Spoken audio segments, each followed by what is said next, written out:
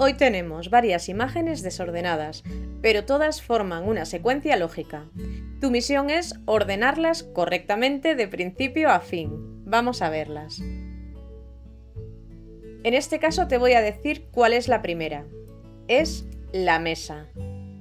¿Cuál crees que vendría después? Correcto, el mantel. ¿Y ahora cuál tiene sentido? Sería el plato. Mira las que quedan. ¿Cuál crees que es la siguiente? La cuchara. ¿Y ahora cómo terminaría la secuencia? Primero la sopa y luego la cazuela.